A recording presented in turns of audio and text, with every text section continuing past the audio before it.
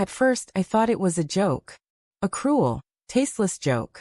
The room had been full of laughter, pastel balloons, and the gentle hum of anticipation. We were celebrating life, the start of something new, a family that was supposed to be ours. My wife's cheeks glowed under the soft yellow light as she opened gift after gift. Tiny blankets, rattles, picture frames with Daddy's girl, etched in cursive silver. Then her mother handed me a box, neatly wrapped, the paper a shade of baby blue.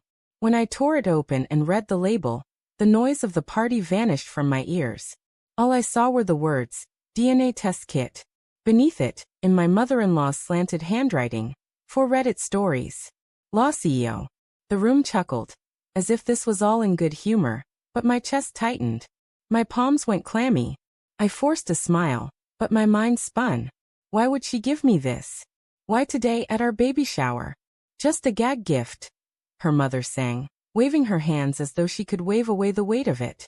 The guests laughed again, the tension dispersing for everyone, except me. I glanced at my wife. For the briefest moment, I caught something in her eyes. Not humor.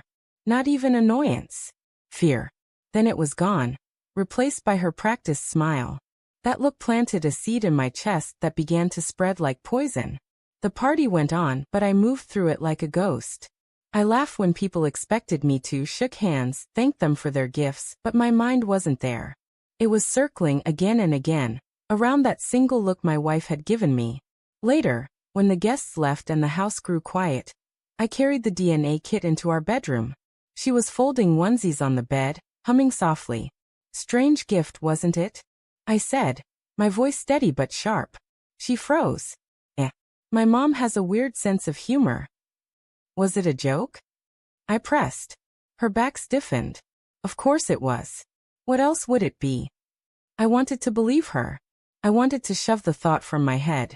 Burn it away. But the image of her mother's smirk, and my wife's fleeting panic, wouldn't let me rest. That night, I lay awake, staring at the ceiling while she slept beside me. I thought about every little moment in our marriage, every small red flag I had smoothed over. The late nights she claimed were for work. The sudden silences when her phone lit up. The way her friends joked that she was too wild to settle down. I told myself I was paranoid. That I loved her. That trust was the foundation of marriage. But then I thought about the child. The baby girl we were about to bring into the world. If that trust was already a lie, what would happen when she was born? I made a decision. Quiet, terrible, but necessary. A week later, while my wife was at work, I swabbed my cheek. The act felt mechanical, detached, as though I were watching someone else move my hand. Then I swabbed the small hospital-issued wristband with our unborn daughter's name. It was from an ultrasound appointment I had kept tucked in my wallet, pressed with her first sonogram picture. I sent the samples away. The waiting nearly killed me. Every day, I wore the mask of a loving husband, holding her hand, painting the nursery walls, kissing her forehead when she sighed in exhaustion. But inside I was unraveling. At night, I'd watch her sleep and wonder, whose child was she carrying? When the email finally arrived, I sat alone in my office, staring at the subject line until my eyes blurred. My hand trembled as I clicked it open. The words cut through me like glass. Not a biological match. I couldn't breathe. My body felt hollow, emptied of air, of life. I read it again, hoping I had misunderstood. But the truth was merciless. The child was not mine. That evening, I returned home in silence. She greeted me at the door with a smile, holding a tiny pair of baby shoes she'd just bought. "Aren't these adorable?" she asked, her voice sweet and warm. I stared at her, my throat tightening. "Whose are they really for?" Her smile faltered. "What do you mean?" "The baby," I said, my voice breaking. "She isn't mine." The shoes slipped from her hands, landing softly on the rug. Her lips parted, but no words came. For a long, aching moment, we just stood there, staring at each other across the chasm that had opened between us. Finally, she whispered, "I didn't want it to happen. I was scared. You work so much, you're so distant sometimes." He was just there. My chest burned. "So you betrayed me? You destroyed everything because I work late." Tears welled in her eyes. "I love you. I do. But when I found out I was pregnant, I convinced myself it was yours. I wanted it to be yours. Her words twisted in me like a knife. She wanted it to be mine. As if that changed the reality that it wasn't.